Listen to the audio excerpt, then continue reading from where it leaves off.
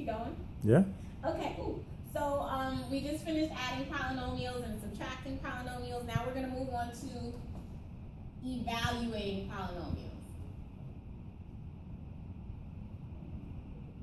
So once again, if you would like to supplement what we're doing, make sure you go on to khanacademy.org and type that title in. It's going to give you some really great examples to work with and practice with. So let's try these problems, or this problem here.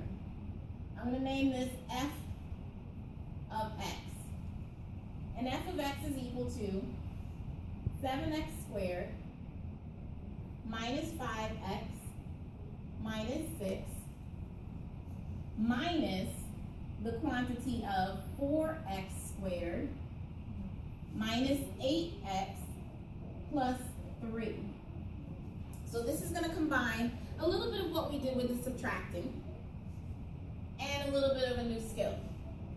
So I always want to remember to write in standard form, starting with the biggest exponent, and remember to distribute my minus sign properly.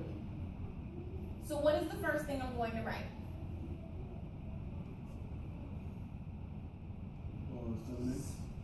7x. Good. 7x squared. And what am I going to do when I'm done writing it? Cross it out. Awesome. What's next?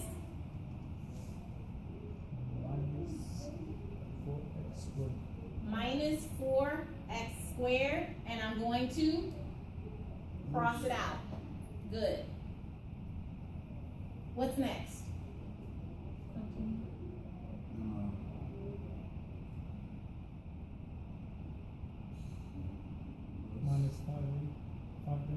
Minus 5x. My next exponent down, and my next smallest exponent is the plain old x, and we always read from right to left, and that's how we're going to copy everything, from right to left. So that minus 5x occurs before the minus 8x. I'm going to write that down, cross it out, and then I'm going to write, what am I going to write? Minus 8x. I'm going to write, I'll say minus 8x, but we're going to practice, and we're realizing that this really should be a minus times a minus. Remember, this is my pizza. Everybody in the room wants a piece of that pizza, so this should be a positive 8x. Okay? And then I cross it out. I said plus. I didn't hear you, my bad. I apologize. Good, Maurice. Very good. So we're going to write minus 6. And, what am I writing? Be loud and proud. I said minus 3. I know, I said I wanted him to be loud and proud.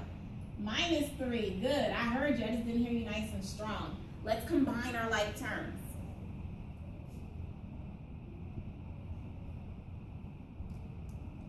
So 7 minus 4? 3x So squared. 3, and we're going to tack that x squared on. Good, 3x squared. Now, again, just to prepare you for the problem, in theory there should be a mistake, but we already corrected it.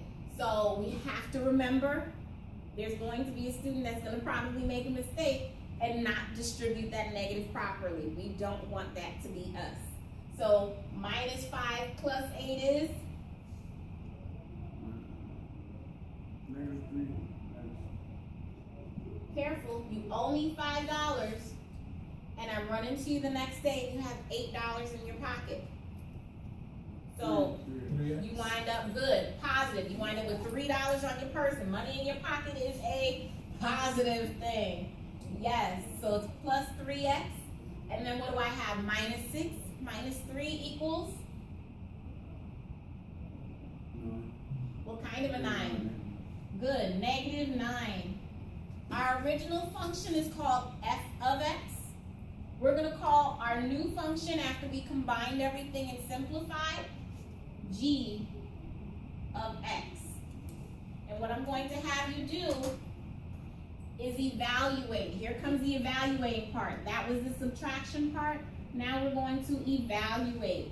And we're going to evaluate f of 4 and g of 4.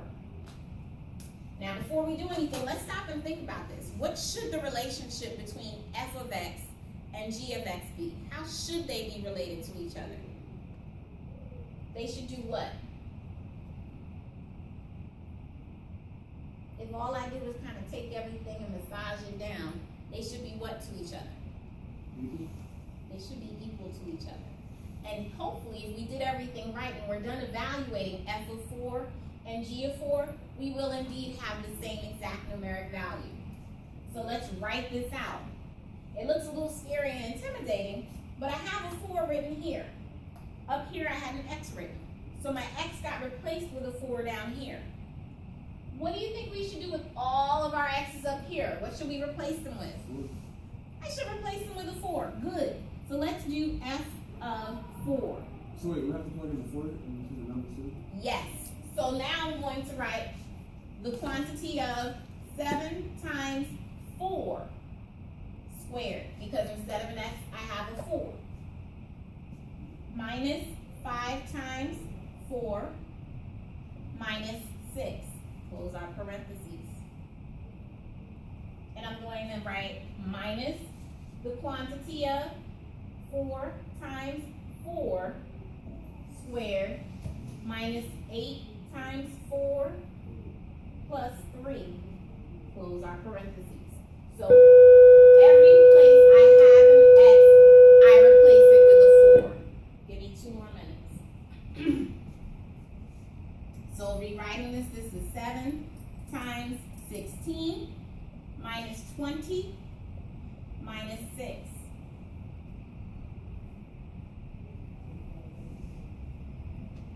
Minus the quantity of 4 times 16 minus, what's 8 times 4 again? 23. Higher. What'd you say? It's 32. You had the numbers backwards. So minus 32 plus 3. 7 times 16 is? Write it out on the side of your paper. That's why we practiced it in the beginning of the year. 7 times 6 is 42. And 42. Oh, 112. 112. 112, right? 112 minus 26 minus 4 times 16 is?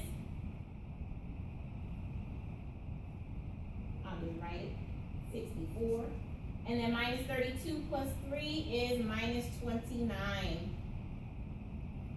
So we have 112 minus 26. Again, if you can't do it in your head, write it on the paper. There is no shame in the paper game. And that keeps your mind nice and sharp and you're not dependent on calculators. So 12 minus 6 is 6. Borrowed. And then we have 10 minus 2, which is 8. This is 86 minus 35, which is equal to 51. So f of 4 is equal to 51. I'm going to write an arrow and just draw this down. All these are equal to f of 4. There's no need to be repetitive and write it every single time on every single line. So when you're doing this on your own, again, feel free to use your margin to do whatever little calculations you need to. G of 4 is going to go a little faster.